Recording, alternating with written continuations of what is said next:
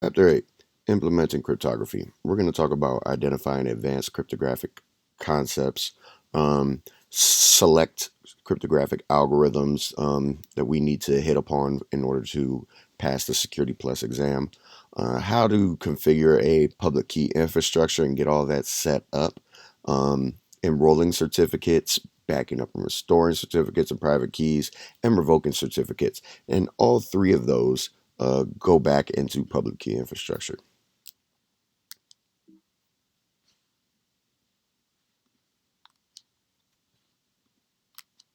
So, cryptography elements. So we have several different cryptographic elements here. These make up the bulk of uh, how cryptography works. So in this case, we have confusion. Confusion, according to our definition, is going to be the relationship between ciphertext and encryption text, and making sure it's complex and opaque. Um, so this is intended to prevent attackers for looking from looking for patterns between ciphertext and plain text. Now, what this means is that when I have my plain text and I'm trying and I want it to become ciphertext, I want to make sure that my ciphertext doesn't correlate very easily with my plain text, meaning it shouldn't be hard. I mean, it should be very hard for me to decipher um, what A would equal in my ciphertext, right? What the letter A would equal. So in this case, maybe I start off with the letter A, and then the letter A in my ciphertext, the first instance of letter A, say I have a sentence or something like that, the very first instance of letter A would become something like B7Z, right? And then maybe on the next instance of letter A, instead of B7Z, it might be XY25, right? And so the the the main concept here is that an attacker cannot see readily that both of those would equal the letter A, right? And so that's where the algorithm comes into play. It's using mathematics to create this cipher text, and in different instances of letter A, we come out with a different outcome, right? Um, and that would be used for every every letter or character, right? Then we have diffusion. Diffusion is going to be ciphertext that changes drastically on the slightest change to the plain text input.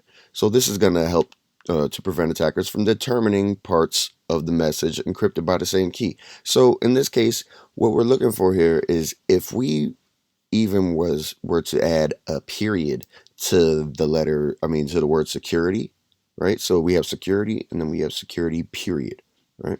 So what we want here is for the ciphertext for security and security period to look nothing alike. They shouldn't have.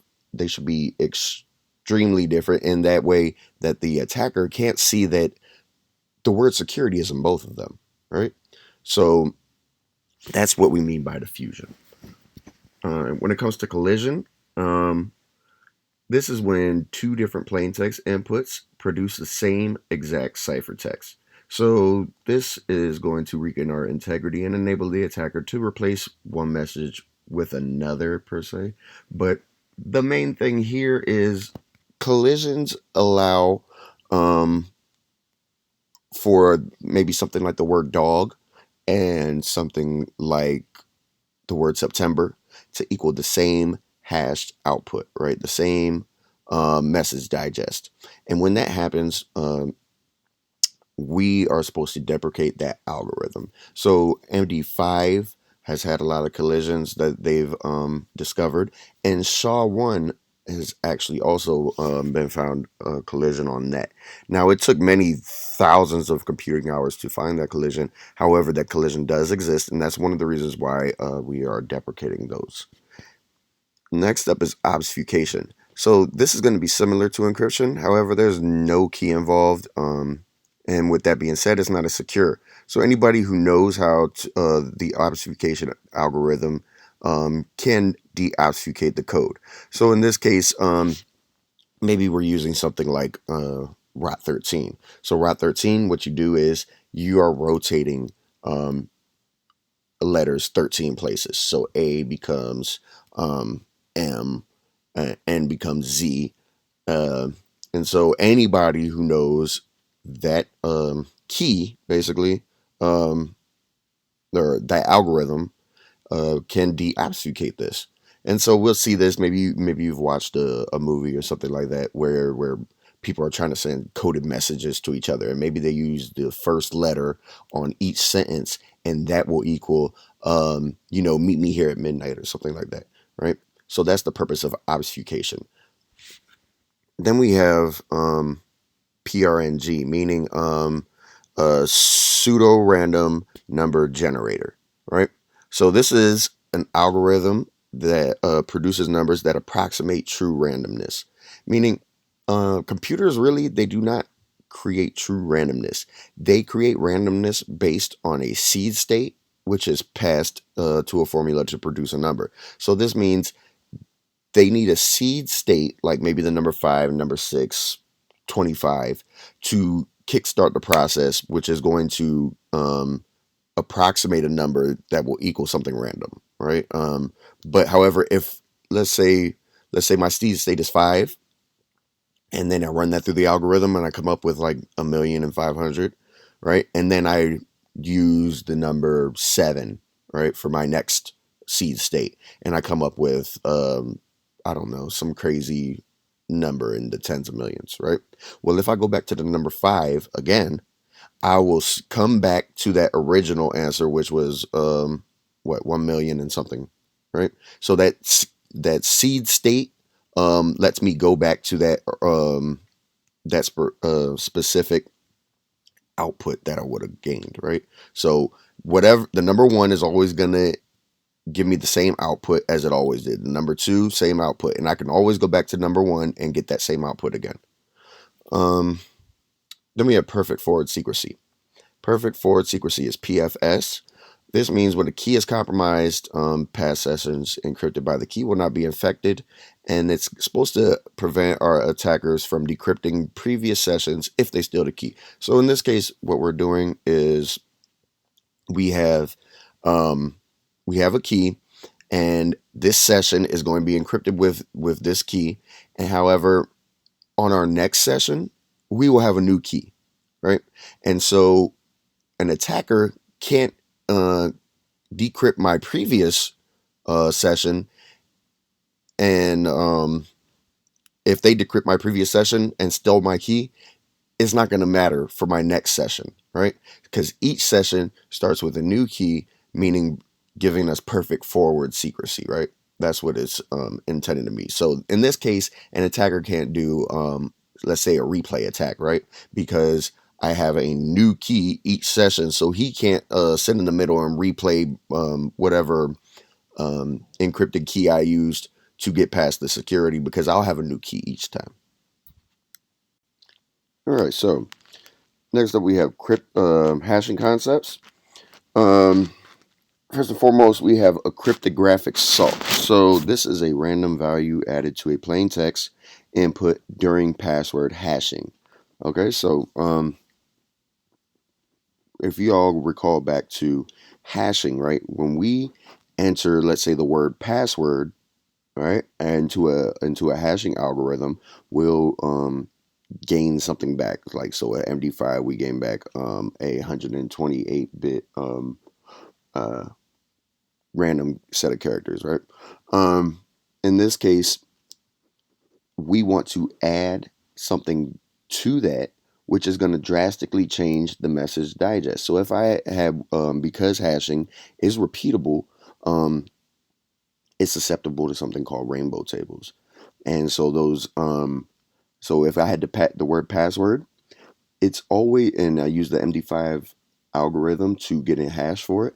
Anybody who hashes the word password with an MD5 algorithm is going to get the same output that I got, right?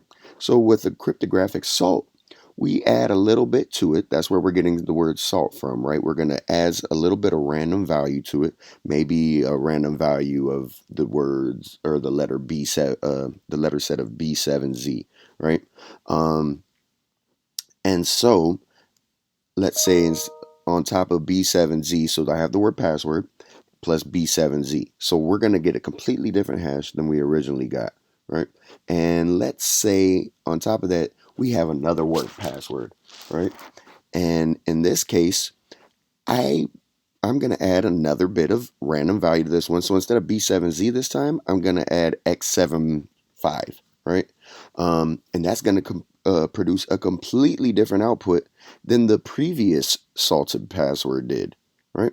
So in this case, an attacker is going to have to generate unique rainbow tables to account for the salt.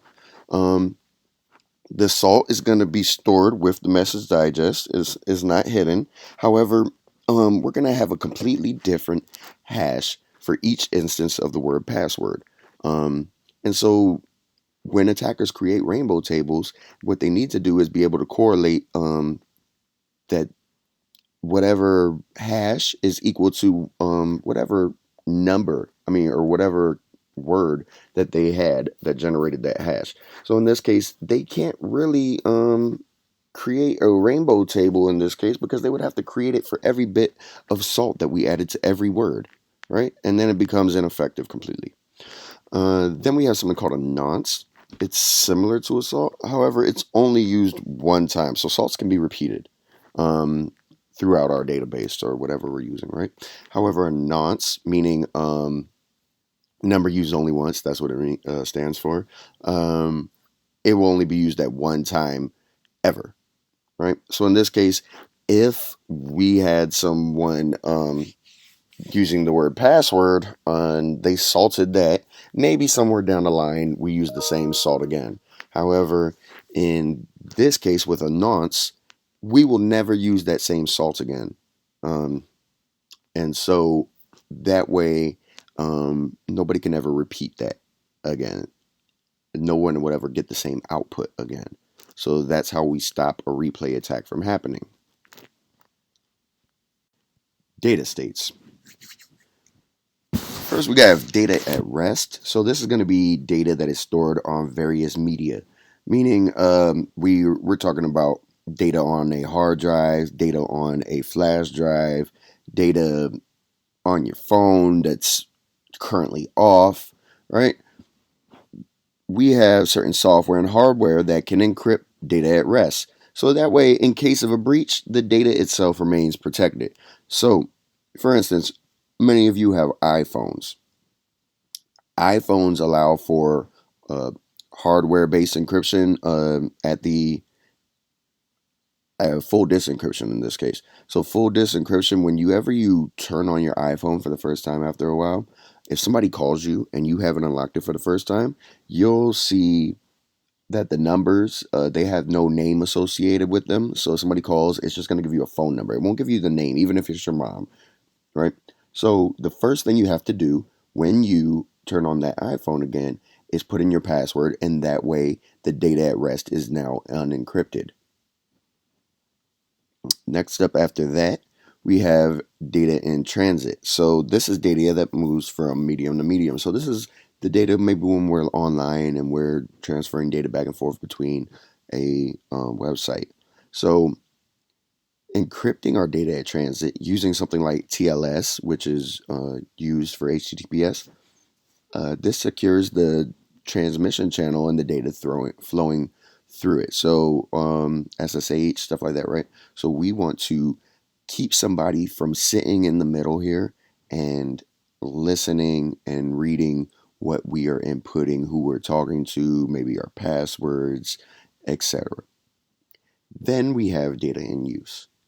This is data that is currently being created, deleted, read, or modified. So in this case, maybe you're currently watching a video, right? Or maybe you're on Microsoft Word and typing something up. This is in use media, right? And so unencrypted sessions can put this data at risk.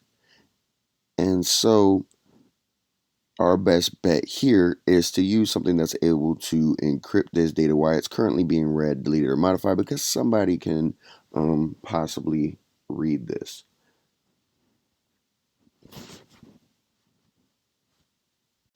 Key exchange. This is the method by which cryptographic keys are transferred between entities. Both the sender and receiver need to be equipped to encrypt and decrypt messages. And how they are equipped is going to depend on the technique that we're going to use. So we have two types of cryptography here. We have symmetric and asymmetric. In symmetric cryptography, we both have a copy of the same key. This key is used to both encrypt a message and decrypt a message. And we both have it. In asymmetric cryptography, we both have two sets of keys. If I want to send you a message, I get a copy of your public key and I encrypt my message with your public key. And then I send it back to you. And you can unencrypt that message with your private key. That way, nobody can read your message but you, because in order to read a message that was encrypted with somebody's public key, it can only be decrypted with their private key. And your private key should only be held by you. Then we have something called an M-band exchange. An M-band exchange uses the same path as the data being shared, meaning if we are going to send a message through the internet and we exchange our key through the internet, that is an M-band exchange. An out-of-band exchange uses a different path, like a phone call or a physical meeting. So in this case, I may call you and give you the key on the phone. Or maybe I physically give you the key. That would be an out-of-band exchange. And symmetric key cryptography requires an out-of-band exchange. The only way you can do something similar to an in-band exchange is through a special type of key exchange. However, that still counts as an out-of-band exchange. But we'll get to that a little more forward on.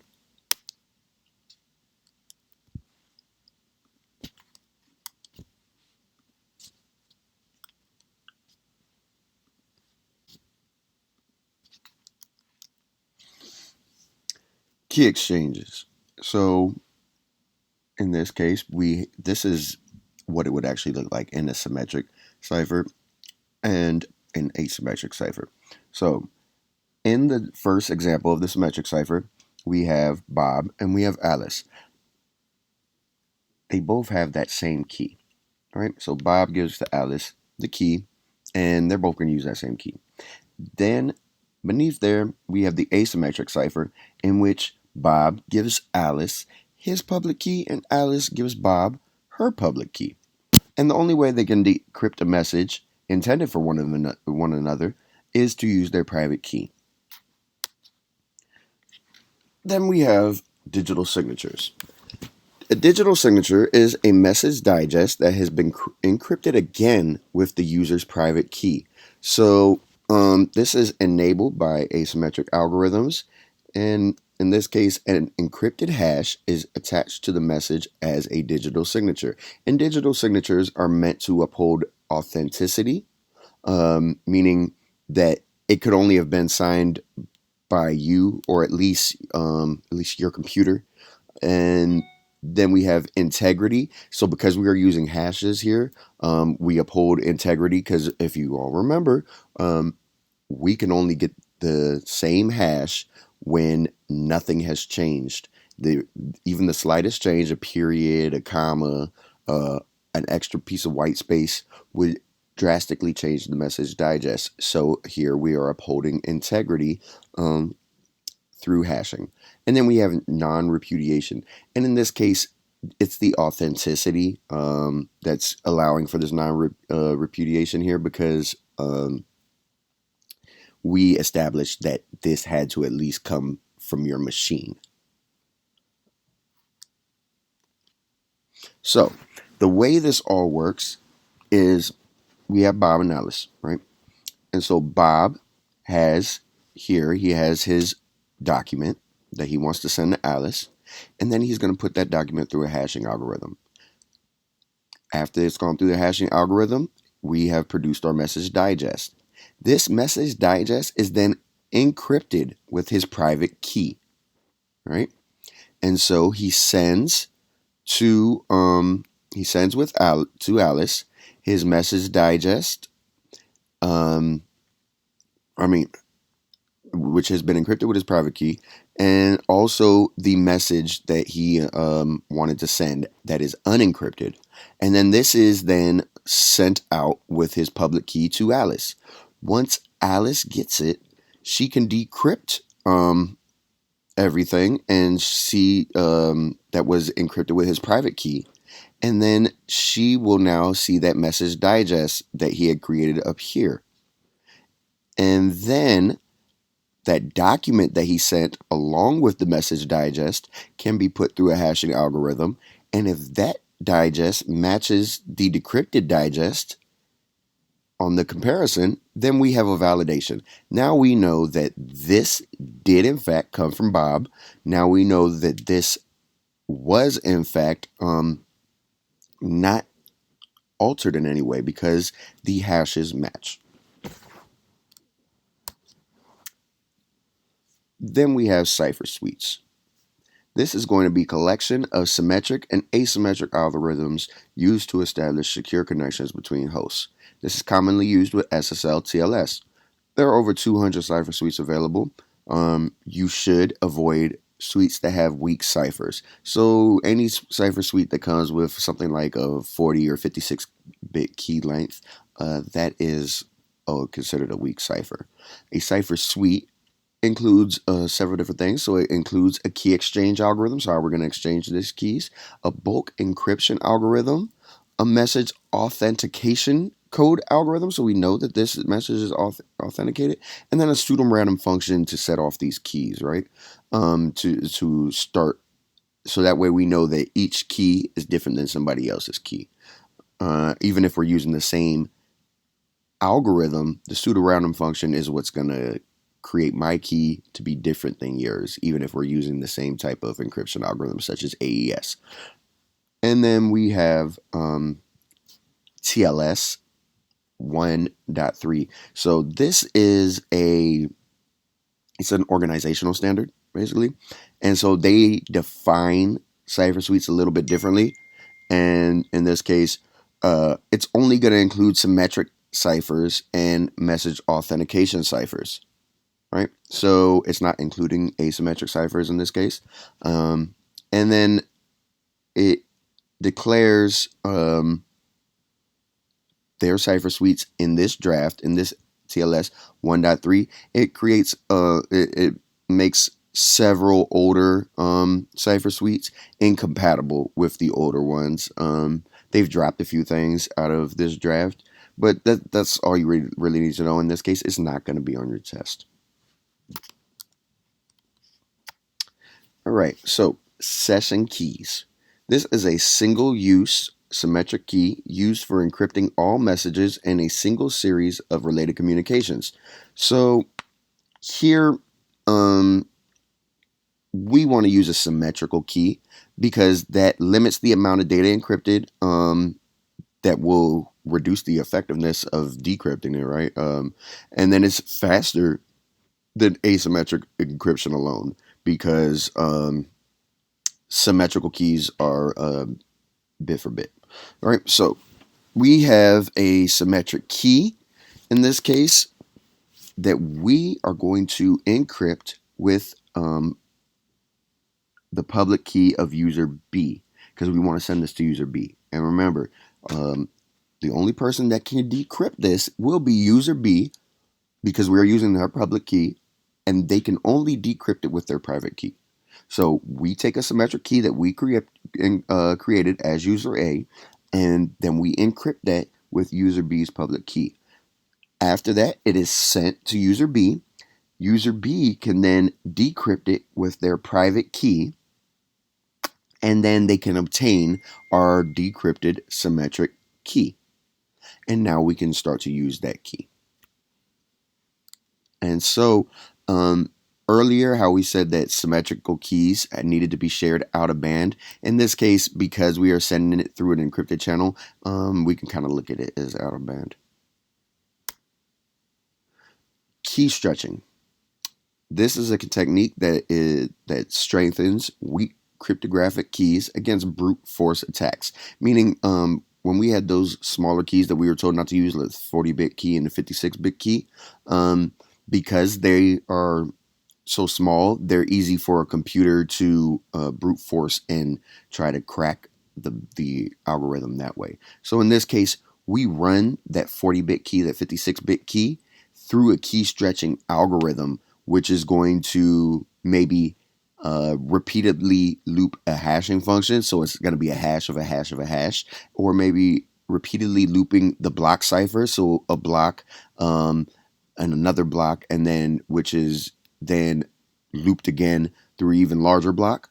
And then in configuring the cipher schedule to increase the setup time for the key, so that maybe slowing that process down and making it longer for somebody to get that key started. So enhanced keys are usually larger than 128-bit keys. So remember, we started off with a 40-bit key, a 56-bit key, and we repeatedly loop this key in order to make it a much longer, much stronger key than it would have originally been. And so that way, an attacker can't sit here and brute force it with a a home computer or something like that, which would most likely break that very easily.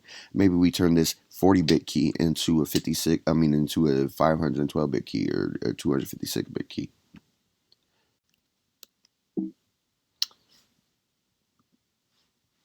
So, special considerations for cryptography. These are things that we need to consider when we're selecting a cipher suite, right? All right, so we have low latency. So latency is the time in between input being added and output being obtained, right? So the time between you asking a question and getting that answer, right? So we want to achieve low latency. So high latency would mean that it took longer to process rather than a shorter time to process. So in this case, every second counts when processing this data because we're trying to streamline this process. We want to uh, make our communications or our processing as expedient as possible. And so cryptographic operations can add time to that data processing. So we need to achieve as low a latency as we possibly can. And so when we're talking about low power devices such as Internet of Things devices, smartphones, things of that nature. These low power devices are good candidates for something called lightweight cryptography. And we're going to get into a couple of different cryptography standards which allow for lightweight cryptography. So in this case, our available resources can be balanced with our security requirements. So because my phone may not be as powerful as a desktop computer, I'd have to take that into consideration and use a different algorithm that will provide enough security while not consuming all my processing power. Then we have something called leakage resiliency. So side channel attacks can give up information about our cryptographies, right?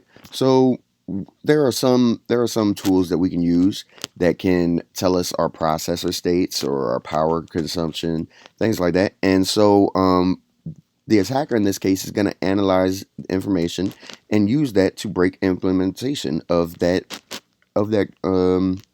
cryptography. So let's say something like Nmap, right? We were able to use Nmap-O to get information about the operating system being run there, right?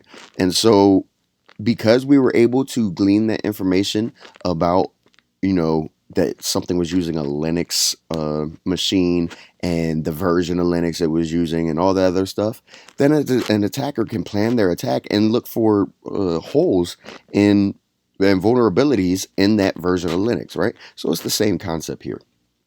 So we want to make sure that we are not leaking information that can be used against us. Types of ciphers. We have two main types of ciphers. We have a stream cipher and a block cipher. A stream cipher encrypts data one bit at a time. And because it only encrypts data one bit at a time, It's pretty fast. The ciphertext itself ends up becoming the same length or size as the plain text that was originally put in. Now, this allows it to produce fewer errors, and if there is an error, it only affects a single bit. Then we have block ciphers. So block ciphers encrypt data in blocks, usually 64-bit blocks. However, it is stronger than a stream cipher because it is encrypting these data in entire blocks at a time. However, it doesn't perform as good as a stream cipher. Stream ciphers are much faster. So how our algorithm is derived in a block cipher, just how the plain text will itself be transformed into repeated blocks of this encryption. Hashing algorithms, we have several different kinds. We have MD5. We would have seen this the most in this class. MD5 produces a 128-bit message digest. It doesn't matter how large the file is. It could be a book. It could be a single word. However, it's always going to produce a 128-bit digest. And that applies to every other one of these hashing algorithms as well, depending on how long their bit is. MD5 was created by Ronald Rivest. However, it is now in the public domain, and it is considered weak. This is because there was several weaknesses found in MD5 along with collisions. These collisions, remember, collisions are when two different inputs create the same output. And so that's not something we want when we're trying to validate integrity.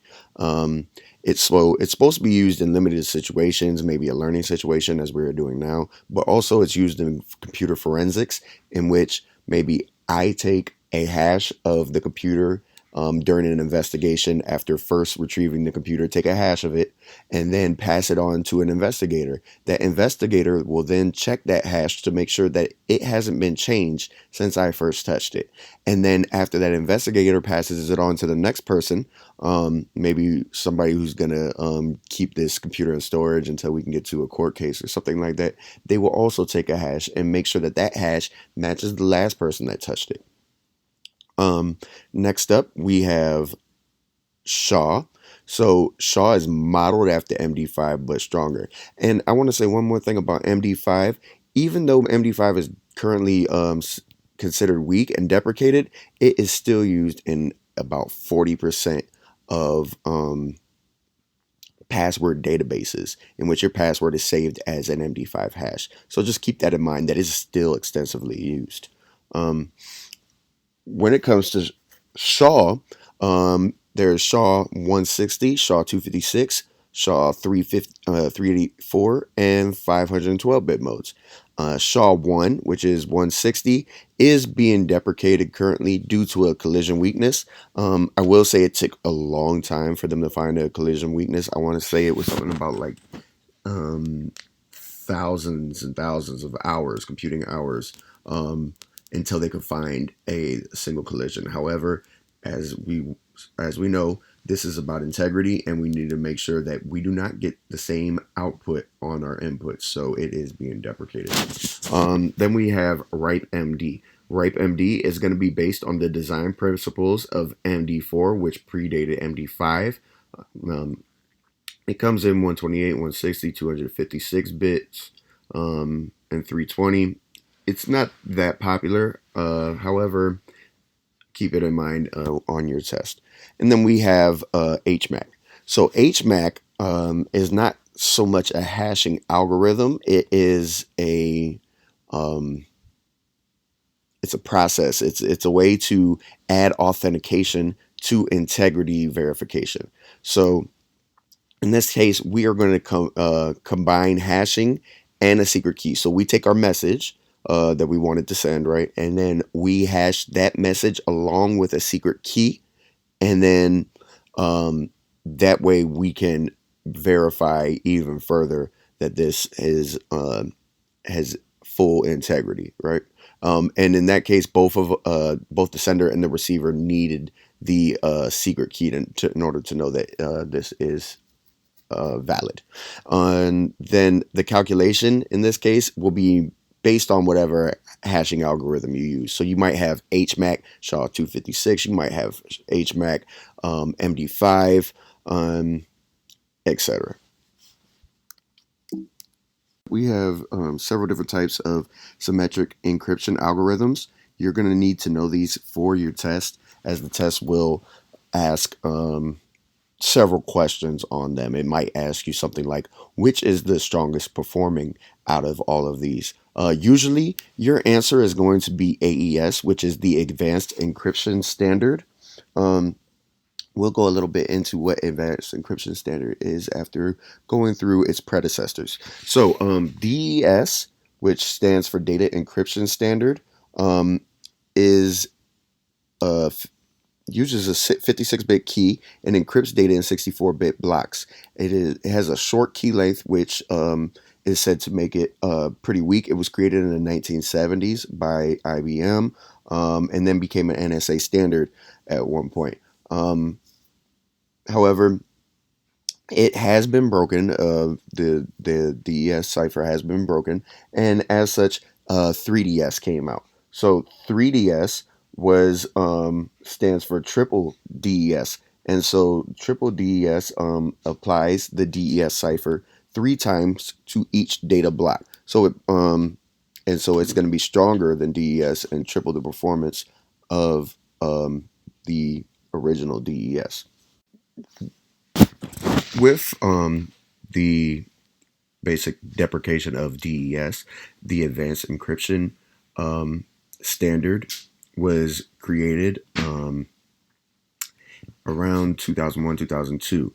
It is a block cipher used by the U.S. government. It is the standard of the U.S. government, and is supposed to increase the performance even of 3DS. It comes in 128, 192, and 256-bit key sizes. So usually on your test, if you get the option of what is the strongest one, you're going to want to choose AES. So it has been the government standard since about 2002. Blowfish is a 64-bit block cipher that uses variable key lengths. However, it's not considered strong.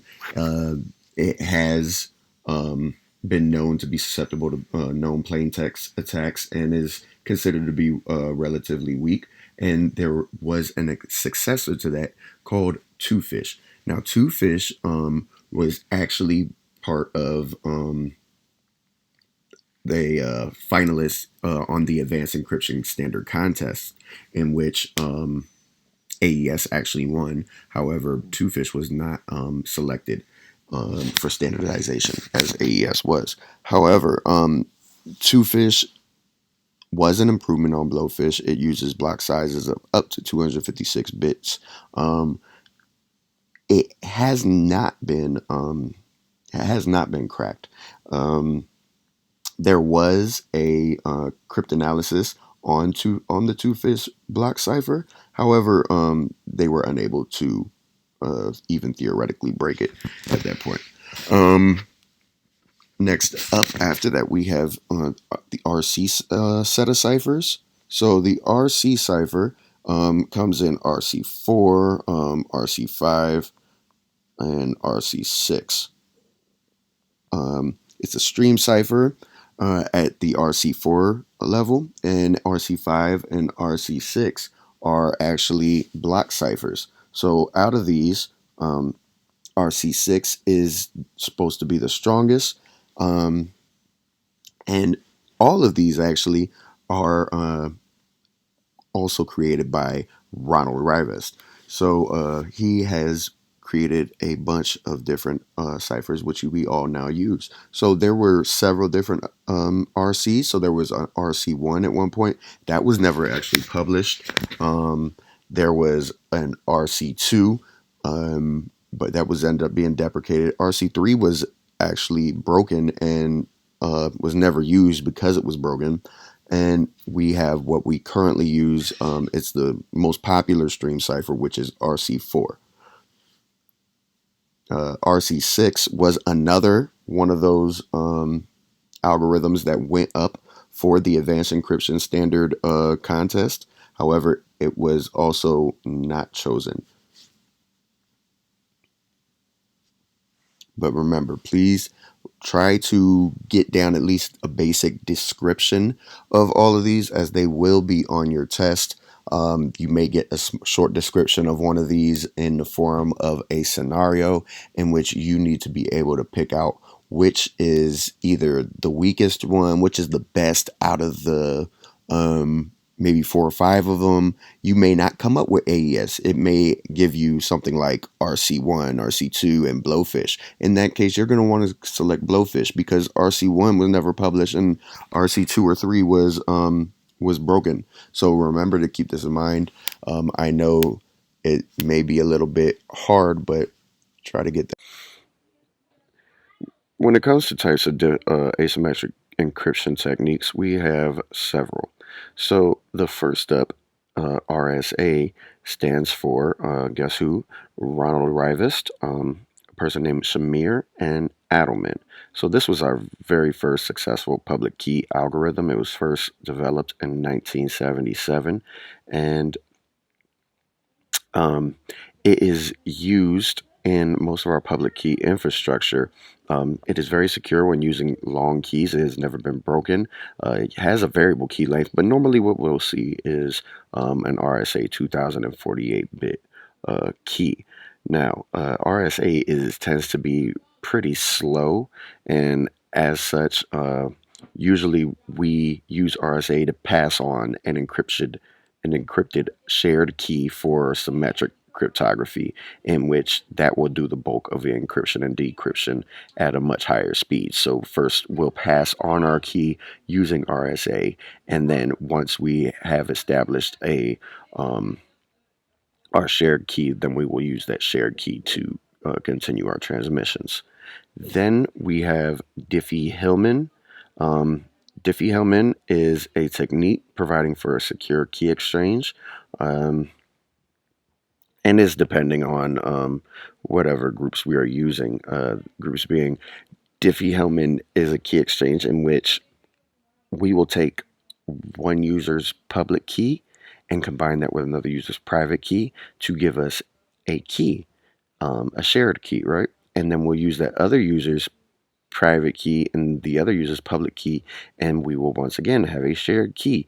And that shared key should be about the same, and we will use that as our new key. So in that way, nobody ever had to really exchange keys here. We just use pieces of our own keys to create a new key, which is established between the two of us.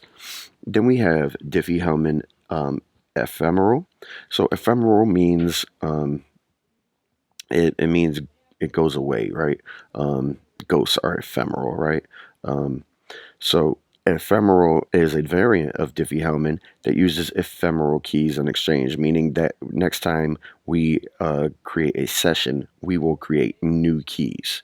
Right, so we're not going to use the same keys that we used to create that key exchange in the first place. We're going to have a new one. And then we have elliptical curve um, ciphers. And so this is a technique that is going to use elliptical curves instead of whole numbers. If any of you guys remember, like y equals mx plus b, we were able to determine a slope, and that slope was able to give us like much larger numbers. And it made things easier to compute, right? So the purpose here is that we're looking to use a low amount of resources and still end up with a good encryption. So instead of using full numbered algorithms, we're going to use elliptical curves in order to calculate our encryptions. Then we have elliptical curve along with Diffie-Hellman and ephemeral keys. So once again, we're going to use a variant of Diffie-Hellman along with elliptic curves and ephemeral keys, right? So these keys are going to go away. They're going to be created with elliptic curves, and also by exchanging our keys in a manner that we create the keys using pieces of both users' public and private keys. we have DSA. So that is a standard for digital and signature authentication and integrity verification. So that is how your computer in the background is going to authenticate that yes, this this whatever document or file was in fact sent by the correct person that they said they were, and it does in fact uh, uphold its integrity.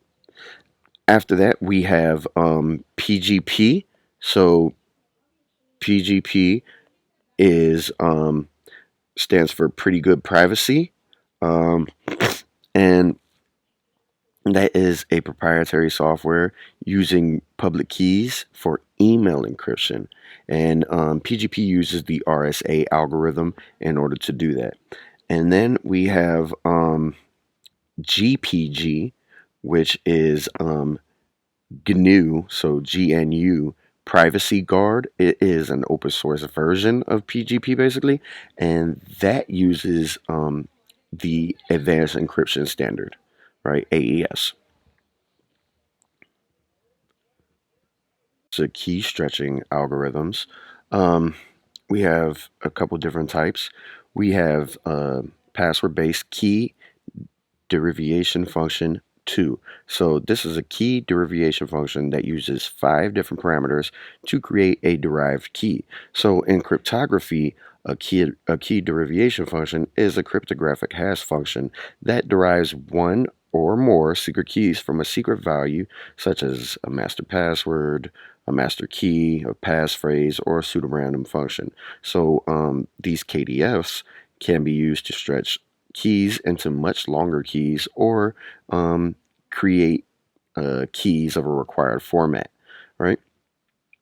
So in this case, uh, PBKDF2, password-based key derivation function 2. Now remember that in our test, we are going to have a ton of acronyms, and we need to have these acronyms down because the test, if it can use an acronym anywhere, they will. They're not going to spell things out for you. They are going to use acronyms wherever they can, and it makes it much easier if you can understand at least what these acronyms are stand for. That way, you can at least make an educated guess, even if you're not completely sure of your answer. But uh, in this case, PBKDF2 is going to apply a pseudo-random function, such as our hash-based message authentication code, right? And it's going to add that to the input password or passphrase along with the salt, and it's going to repeat that process to create a derived key, right? And that key can be used then as a cryptographic key in new operations. And so when this was first standardized around 2000, the minimum amount of iterations for that function to loop over was 1,000. But as of what, 2005, 2011, I think it was 5,000 in 2011 for JavaScript clients. And then well over several thousand for server-side hashing. So that's going to be a pseudo-random function combined with a master password and a salt and a certain number of iterations, right? Um, Along with that, we have bcrypt. This is another key stretching algorithm. So it is used with were basically based upon the Blowfish cipher. It uses salts, however, it adapts over time by increasing that iteration count, how many times it's going to loop over itself to stretch the length of that key. So there are implementations available for Ruby, Python, C, Java. Um, with Java, it's used with Spring Boot. So Spring Security actually uses bcrypt. So if any of you guys are familiar with Spring Boot and Spring Security, the bcrypt may be something that you're familiar with already. Substitution ciphers. So, a substitution cipher is a cipher in which each unit of plain text is kept in the same position, however, its value is changed. So, this is a basic form of obfuscation, and to deobfuscate a ciphertext, the inverse substitution is applied. Now, This type of cipher, the substitution ciphers, have been around for hundreds, if not thousands, of years. Um, they were used a lot in France back in the time of Louis XIV in something called a nomenclator, which was a standard fare of diplomatic correspondence or espionage in that case. And there were people breaking these encryptions all the way back in 1467. So there is a lot of history involved when it comes to ciphers in general, but substitution ciphers themselves have definitely been around for a long time. Now, a common one that we would have used during our time in this class would have been ROT13. ROT13 is a simple substitution cipher that is going to replace the letters with a letter that is 13 places after it, right? So in this case, the letter A becomes the letter N. If we had the word hello, so HELLO, that in a ROT13, that will become URYYB, right? And so to change that back around, all you have to do is once again rotate them. So these type of ciphers are usually used as a teaching tool. However, substitution is still used in other ciphers, such as in SBox, right? That allows you to do that. Exclusive OR. So exclusive OR is an operation that outputs to true only if one input is true and the other input is false. So the operation is called XORing. Two inputs are said to be XORed when this happens. So it is a bitwise operation of obfuscating code. So we're working down on the binary bits, right? So in this case, 0 represents false and 1 will equal true. And this is commonly used to hide malicious code. It's quick, it's simple, and it's light on performance because we're dealing with individual bits here. Some people are known to put malware through an XOR obfuscator to make code difficult to analyze. So in this case, we have the letter E, and we are using a small case s to obfuscate this code so that we end up with this. This at the bottom here, this will be our obfuscated code, right? In order to decrypt this, we will pretty much reverse this, right? So this is the letter E. We're using S as our key, and then we are going to decrypt this, right, by using the same key again. So we're going to use S again, and we are going to put 0, 1. So it's 1 1 0 0 1 1. All right, so S S. Okay, so when we try to deobfuscate this code, we're going to look here. So it's called exclusive OR. So if it's one or the other, but not both, basically is what it means. So one or the other, but not both. So these are both zeros, right? So we are going to put a 0. Okay, so that is false, not both. And then one or the other, but not both. So 0, 1. Okay, so this is going to be true. One or the other, false. One or the other, false. One or the other, false. One or the other, and then we end up with another true. One or the other, false. One or the other, true. Now, as you can see, we end up with E again. So we have 0, 1, 0, 1, 0, 0, 0, 0, 1, 0, 1, 1, 0, 1. And that is our deobfuscated E using exclusive OR. Cryptographic modules.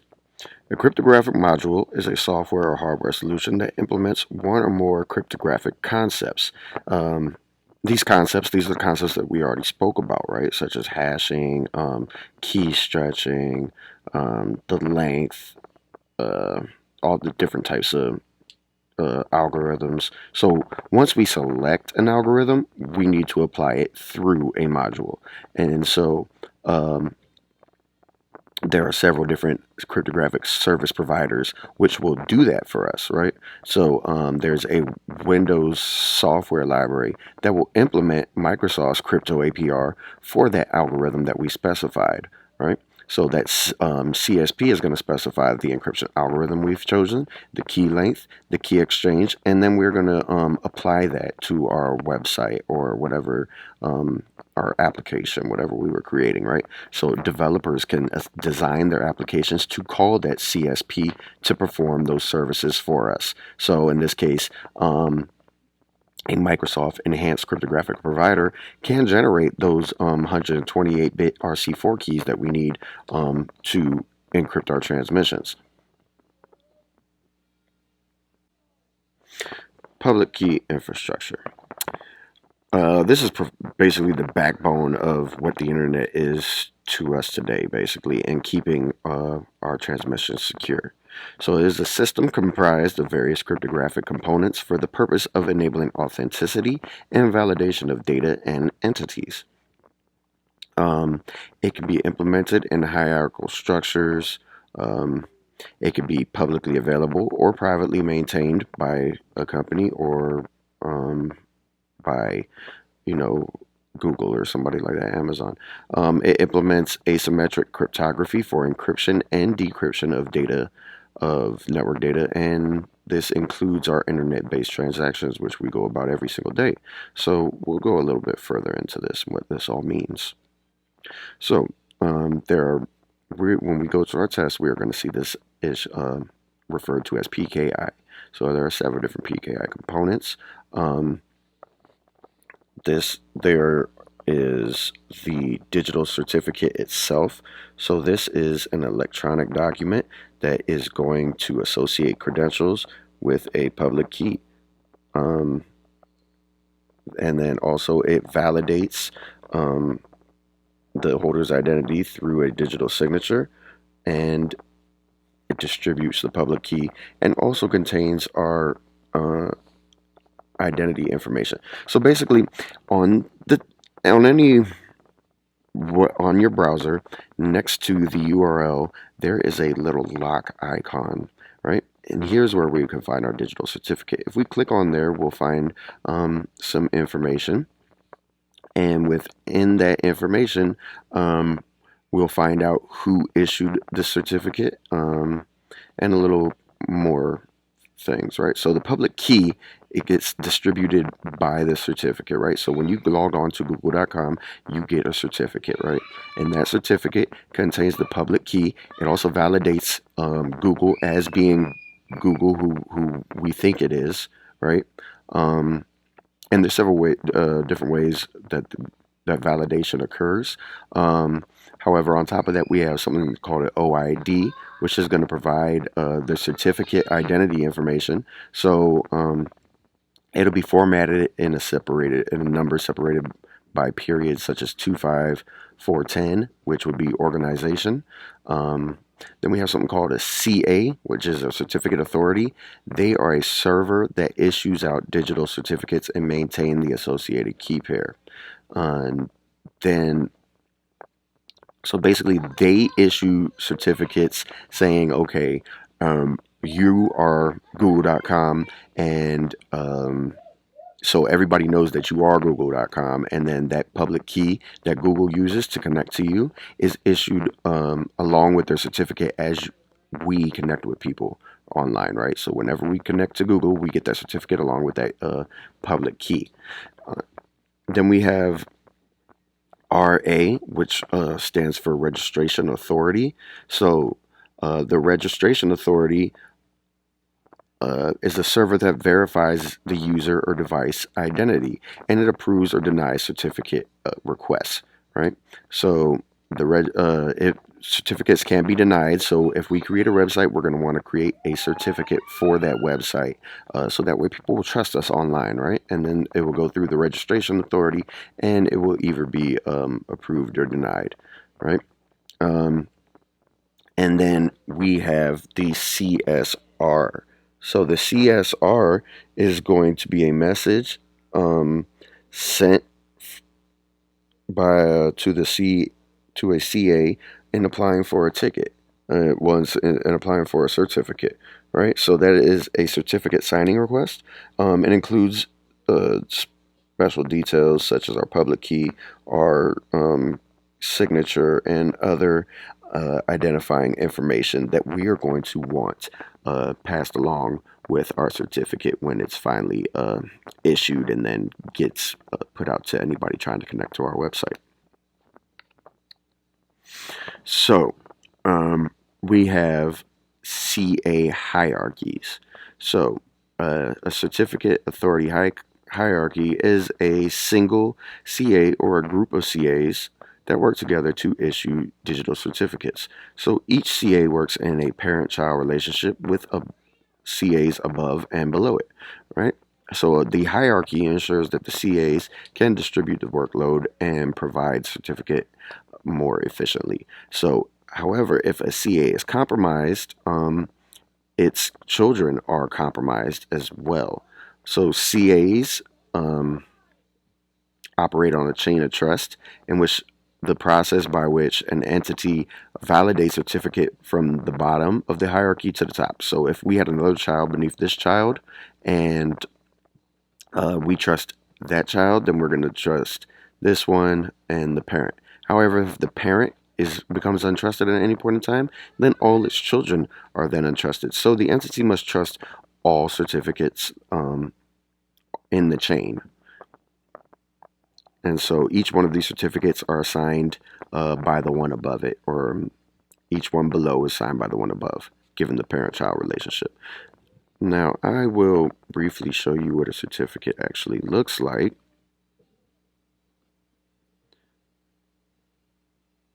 So,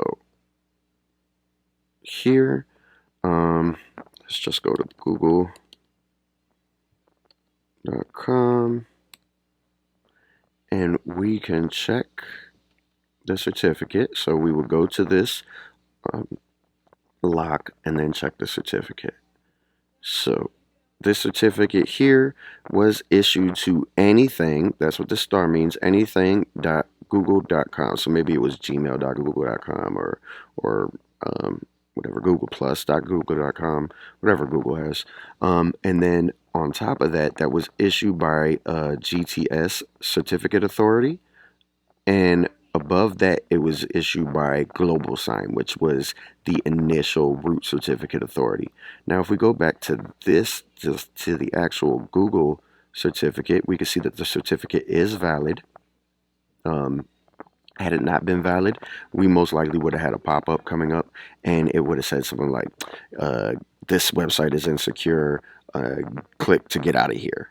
Right, and the only way you can not get out of the only way you can proceed forward is to go to advanced settings and say, "Okay, I trust this certificate anyway." Right. So we'll get several different details about that certificate. So these were some of the things that we put into that certificate signing request.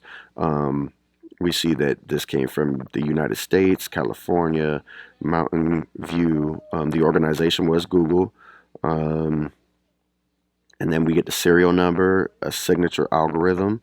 So the signature on this certificate, so we know that this came from Google, is with SHA-256. It gives us our expiration date, and then we see what kind of key we were using for this public key. So in this case, we were using an elliptic curve public key. And then we have a few more small details about this: public key identifiers, domain names. So there are extensions to the certificates. So Google and all the different localities around the world are coming under this as well, under this certificate. All right. So moving forward, we have that root CA. So we saw that it was originally signed by Global something, I believe. That was the topmost CA, and that was the most trusted in that chain. So they self-sign themselves, and in order to self-sign themselves, well, in order to stay uncompromised, after they self-sign themselves and their first two subordinates, they cut themselves offline, right? Because that's the only way that we can make sure that they're never compromised. Because if that root CA is compromised, then everybody else underneath it would be now be invalid.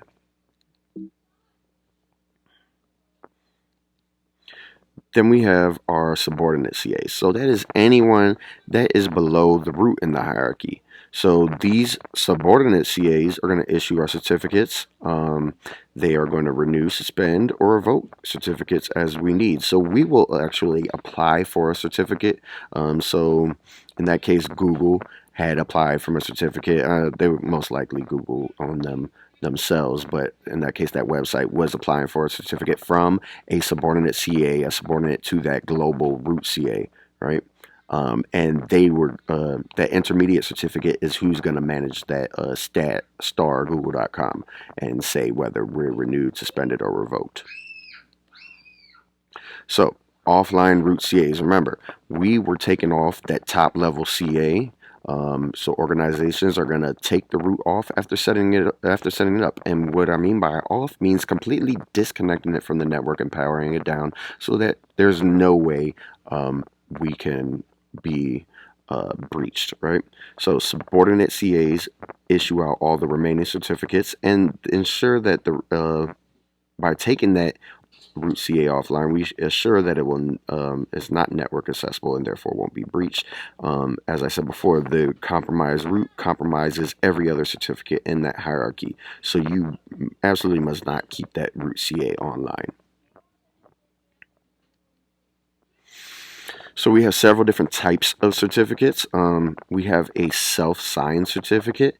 The certificate is owned by the same entity that signs it, and it doesn't recognize any authority higher than itself in the chain, and it requires the client, meaning you, on your computer or whoever, to trust the entity directly.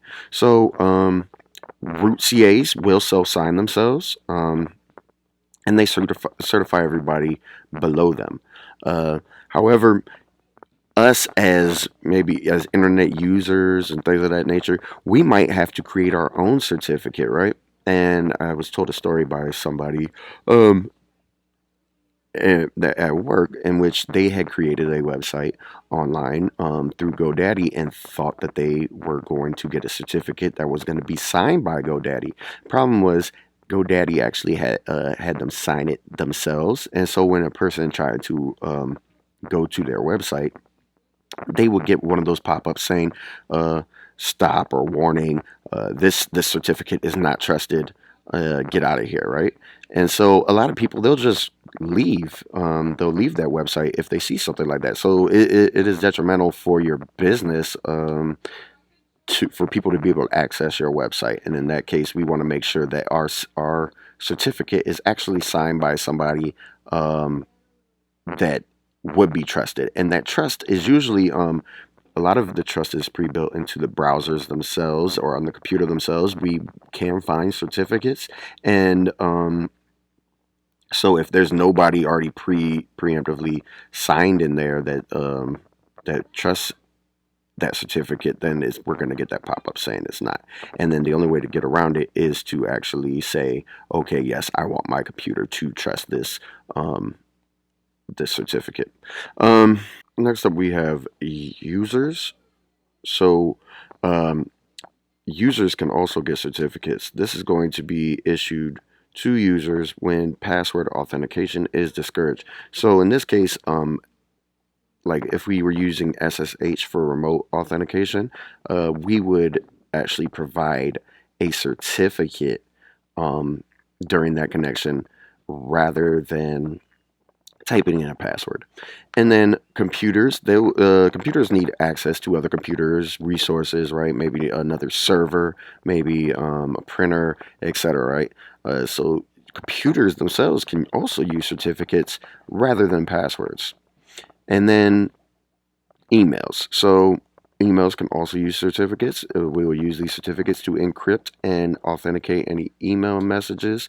We're mostly going to see that in SMIME, which is similar to pretty good privacy, but in this case, we're going to rely on public key infrastructure to create this. So remember, users, computers, emails, they are all different things that also may potentially need a certificate. It doesn't always have to be a website that is using a certificate, right? It may be for you as a user in order to authenticate to a server somewhere else, or maybe a computer talking to another computer.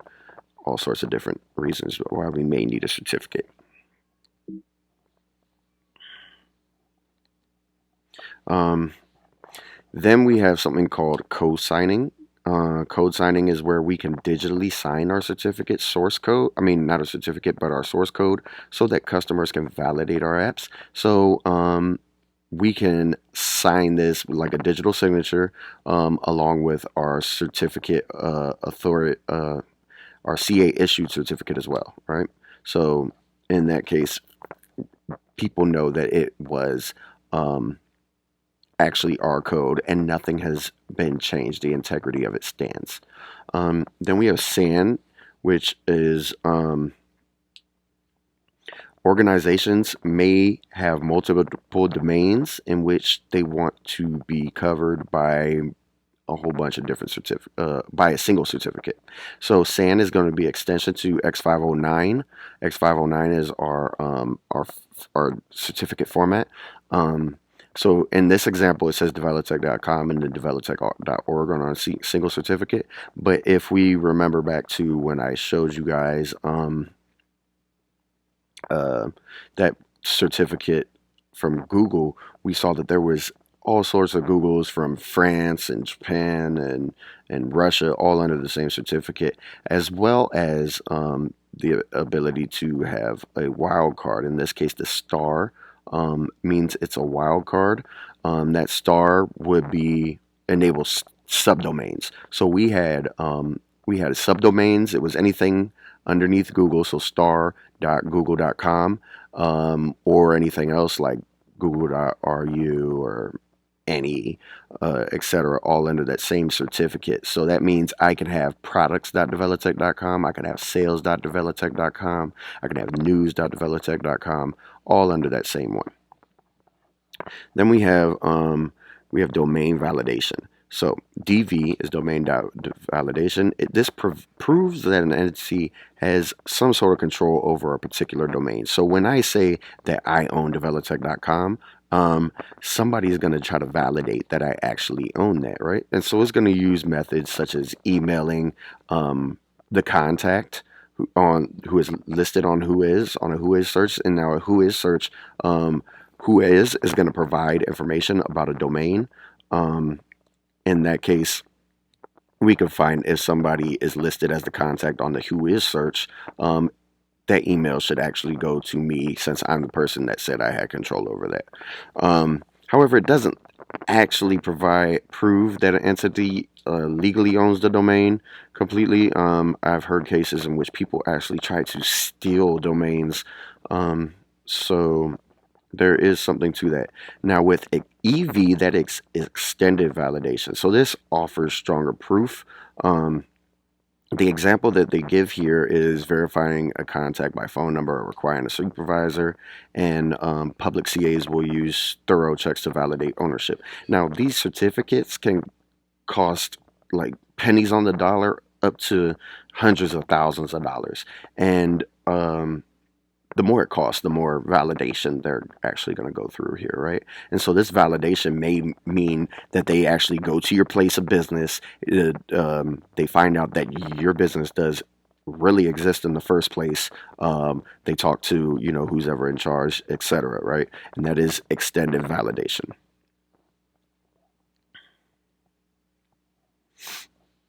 So X509, that is our standard for formatting these digital certificates that are going to be used in PKI, and this defines the structure of our certificate. So if you guys remember, our certificate that we looked at, it had the public key, it had the X509 version, the certificate serial number, the algorithm used, the name of the issuing entity, the validity period, the subject, and other attributes. So in case you guys don't remember, I'm going to pull you one up right now.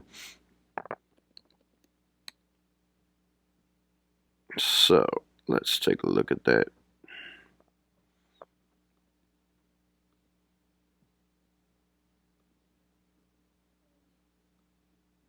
So once again, we have google.com, and then we can see that who it was issued to, the subject name, the country and origin it came from, its locality, the serial number, the signature, everything that we just went over earlier. And once again, our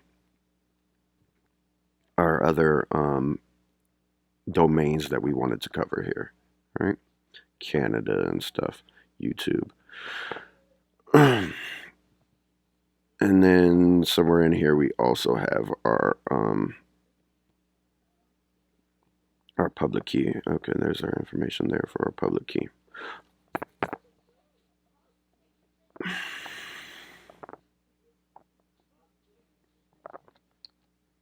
So on top of this, we have several different X509 formats. You're going to need to know these somewhat, because you possibly will have a question describing one of these formats, and you're going to need to decide which one of the file formats that it actually is. So DER is going to encode certificates in a binary DER format. .PEM is going to once again encode the DER certificate. However, this time in a base 64, and files tend to start with, well, they always start with begin certificate and end with end certificate. Now, I've seen questions myself in which we are given a snippet of a certificate in which you see begin certificate, end certificate. So that is one way that gives me an idea that, hey, this is probably a .PEM certificate. Then we have a .CER, so this is going to encode the certificate in a binary DER format. It could also include PEM encoded data, and it has a Unix-like equivalent, which is a .CRT extension. So another question you might get on your test is, okay, which of the following X509 formats has an equivalent of CRT? Well, in this case, it's CER, or maybe vice versa. Then we have PB7B. So this is going to use PKCS number 7 to encode certificate data in base 64. However, this type of certificate cannot contain private key data. In P12, we can contain private. It can contain private data. And it may be actually password protected. So in this case, we're going to use PKCS number 12 to encode that certificate in base 64. Now, another question I've seen personally was which one of these is which one of these is P12 interchangeable with? And that would be PFX. And so that was actually a predecessor to P12 that was developed by Microsoft. However, it is used interchangeably often. So just get down like your basic descriptions of these and know which ones are interchangeable with one another, right? Or know that it has a Unix equivalent or a Windows equivalent. When it comes to CA hierarchy design options, there are several different types, right? So we can create a hierarchy in which we have a few dozen local employees, right? So the hierarchy we would create here would be a single root CA that has no subordinates. We don't really need them. And this is going to service all the employees in our local office, right?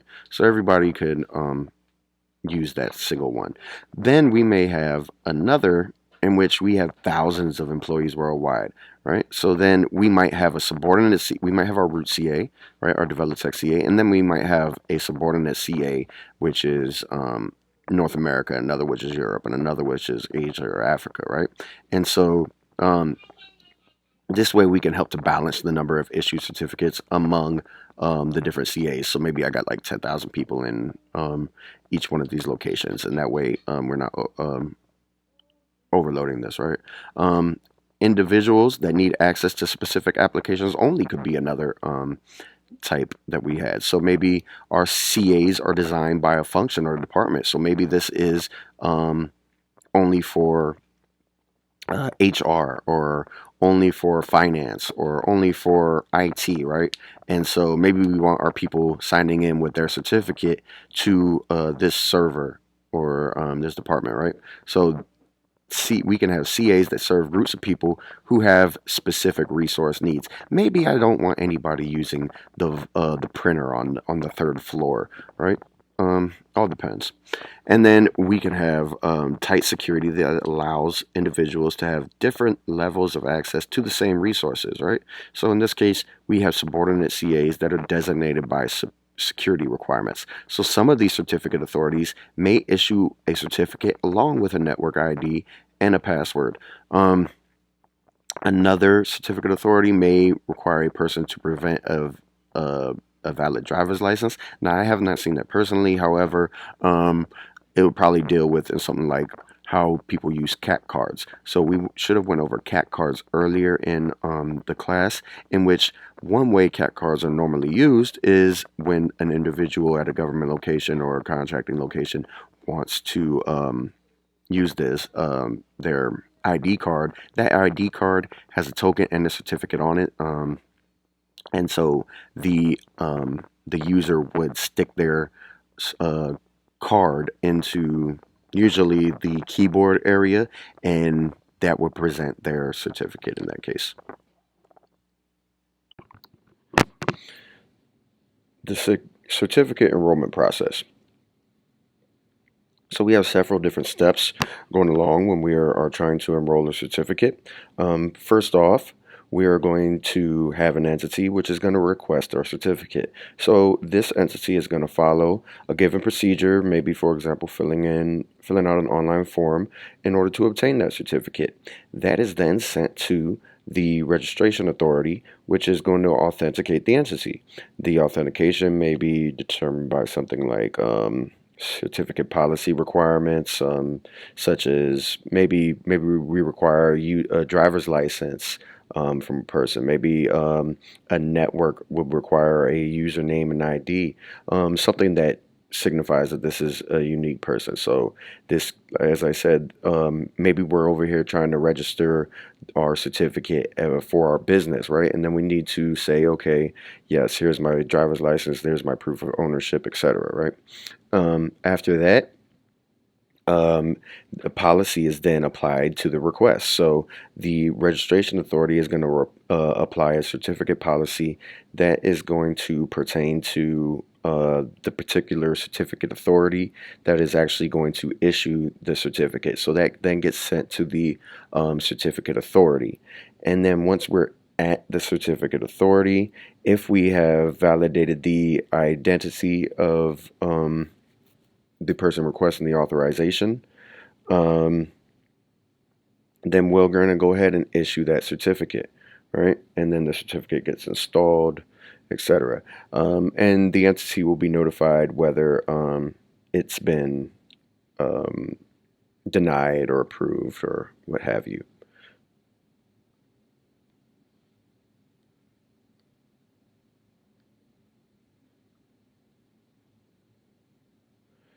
So after that, we have our certificate life cycle.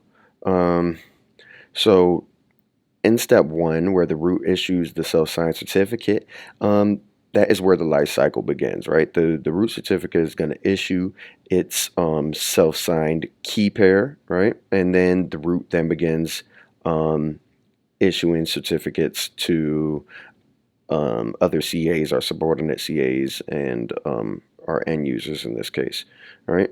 Um, Two, when the certificate is enrolled, right? This would be our end users or other entities, right?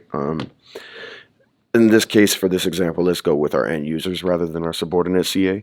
Um, we are going to enroll and obtain our certificate from the certificate authority.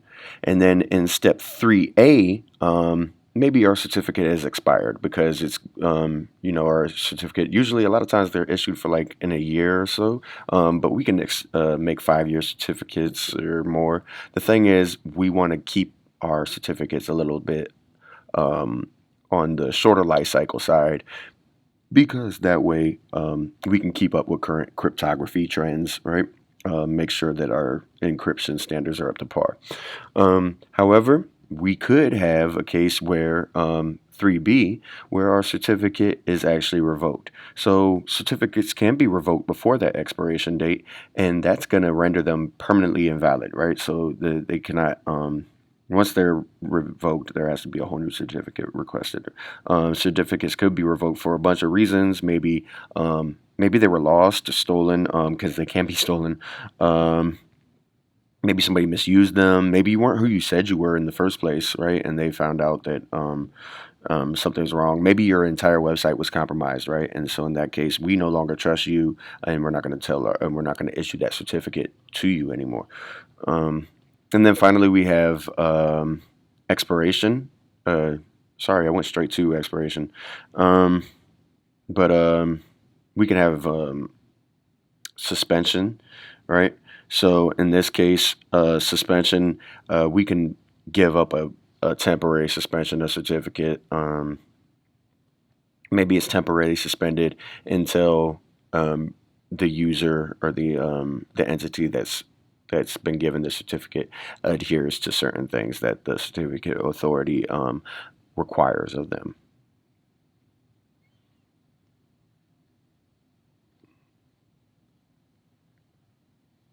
So when it comes to certificate lifecycle management, um,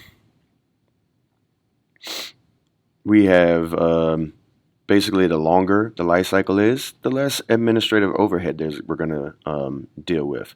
So in this case, the longer the life cycle, we might have higher security risk, as I said before, because it gives attackers more time to break that encryption and potentially compromise our system. Also, with a short lifetime, right? New cryptography advances can help us more readily secure our certificate and our website, right? Or whatever we're issuing our certificate for, maybe whatever service. So this is going to be based upon our business needs, our security needs, right?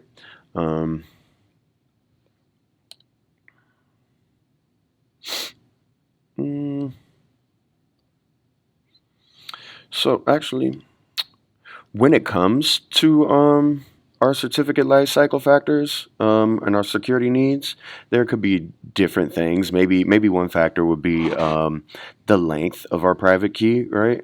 So the longer the key is, the more bits there are to work with, the more processing time it takes to actually crack something. So attackers, in this case, the longer the key is, it may not be worth trying to crack yours yours your private key, right?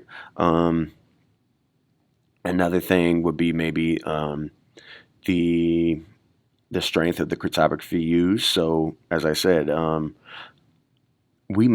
may be more advances in cryptography as the years go on. So, the more complex the mathematical function is, the harder it is for somebody to decrypt. And once again, that'll be harder for them to generate keys. On our side, actually, it takes a little more time to generate keys. So that may be something to keep in mind as well when we're dealing with our life cycle. So another thing may be the risk of attack, right? Is our CA offline or online? Is it handled by a third party? What type of business are we in, right?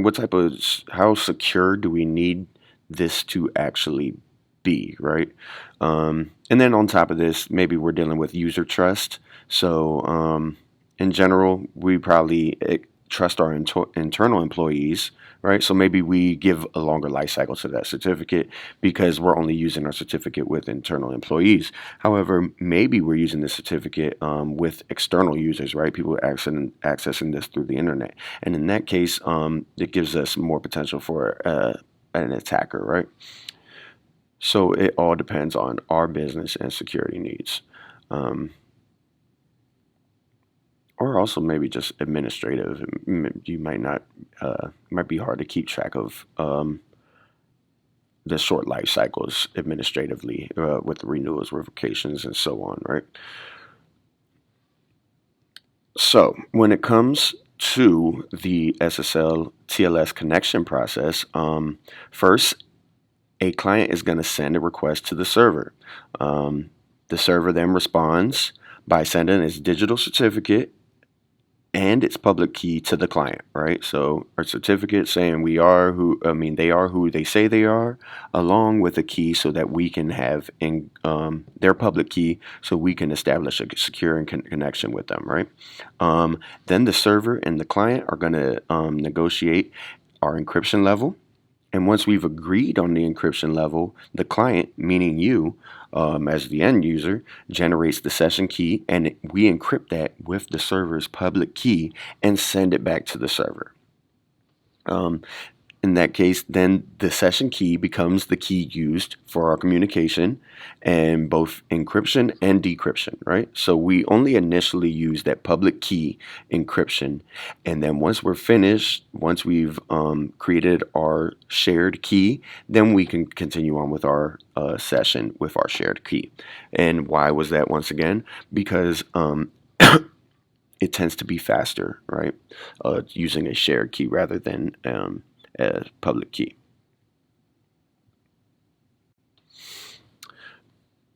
Private key protection methods.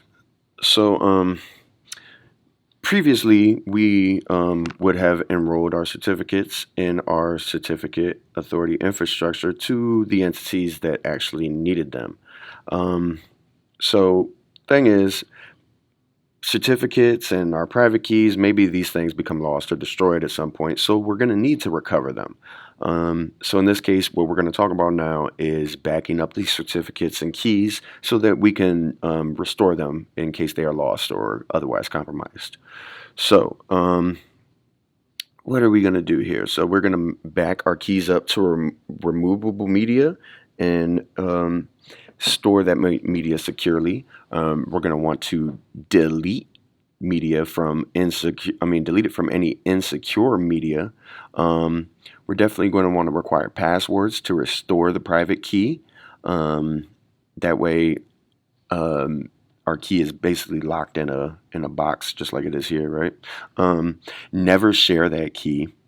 Never transmit the key across a network after it is already issued, and consider using an escrow, key escrow, to store a private key with a third party. So in this case, our key will be broken up into pieces and split across agents within that third party. So that way, they can't really put it back together unless they know how, basically.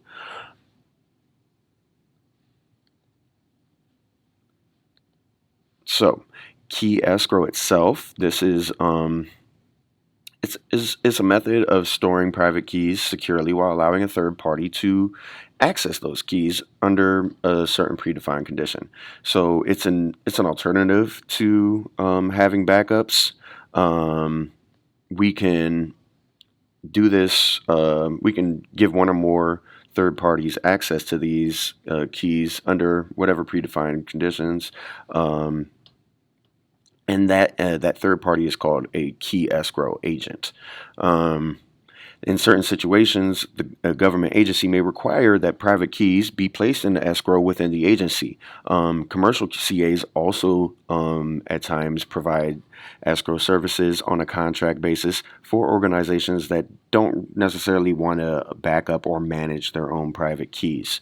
So in this case, we're able to provide that. Now, when it comes to private key restoration methods, in the event that a key is lost or damaged, we're going to need to restore that key from a backup or the escrow agent so that we can recover any of our encrypted data. So if we're using escrow, like I said earlier, the key is divided among escrow agents, and then it's used. The parts are then used to reconstruct the lost key and decrypt the information directly. If the key's been backed up from removable media, then we need to restore it from the backup location. All right. So the thing is, once we've done that, once we've had an agent res- regain the pieces of our key and restore them, we're going to want to recover our private key, right? So that's getting the agents to do all of that. Then we're going to want to decrypt and encrypt any data.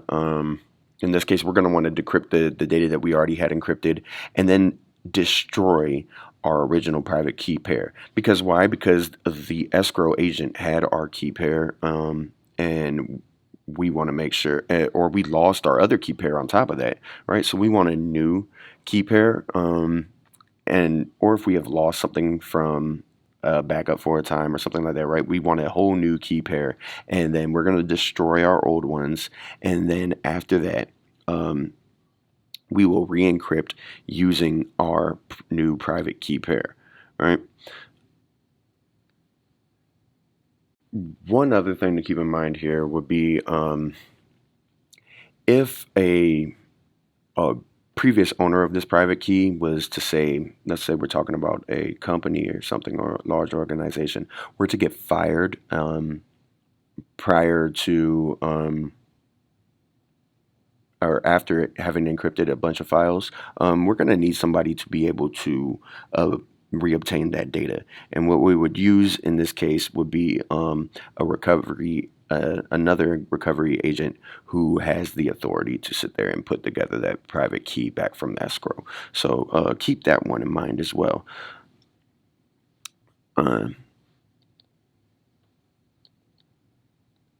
next up is revoking of a certificate, certificate revocation. So occasionally, maybe we might want an entity to stop using a certificate for a specified period of time, or maybe we want to revoke the certificate for certain reasons, right? So maybe the certificate owner's private key was compromised or lost. Maybe it was obtained fraudulently. As I said, maybe these can be stolen. Maybe it's been superseded by a new certificate, right? Or the certificate holder is no longer trusted, right? So maybe there was an intrusion on the system. Maybe a subordinate certificate authority was attacked, or maybe you have an employee who has left the company who is no longer there, right? So these are all a bunch of different reasons why we may want to revoke a certificate. One example of a revoked certificate authority was a certificate authority called DigiNotar. So in 2011, the Dutch government revealed that DigiNotar was actually hacked. And so the hackers granted about 500 fraudulent certificates for agencies such as the CIA and MI6 in England. And then the Dutch government actually took action to shut down that compromised CA, and these certificates had to be revoked.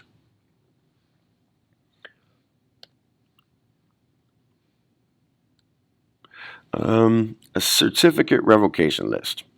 So, this is a list of certificates that were revoked before the expiration date. Each each certificate authority is going to have its own certificate revocation list, and it can be accessed through directory services of the network operating system or a website. So, this certificate revocation list pretty much is going to contain the requester's name, the request ID number, reasons for the revocation, any other pertinent information. And there's also programs that will that will check statuses of the certificate revocation list. So we can have email applications, web browsers that are going to check the certificate, the CRL, before accepting it, and they'll reject revoked or suspended certificates. So we will see this, right? When a certificate may be suspended, right? It will pop up on your web browser. I'm sure many of you may have seen when there was a problem with a certificate and might not have noticed. Some of you may have, but a lot of times it'll say, okay, well, this certificate is suspended, or this is specific certificate is expired. Usually it will say at first, like, this website is untrusted, and you may have to click to get a little bit more information, at which point it will tell you the issue with the certificate. Um, a, a certificate, a CRL, certificate revocation list, is not necessarily mandatory, so it's not always available, right? So keep that in mind. So here we have a picture of a certificate revocation list. So we can find this in our certificate authority on our computer, or in this case, we are looking at Developtec's certificate authority, and we have the Developtec's root CA. So this is something we would have created already, and we can look here at our revoked certificates, our issued certificates, any pending requests, or any failed requests. And once we click on these certificates, we can sit here and read, okay, what certificate was this? What is the contents? And maybe the reason why it was revoked, right?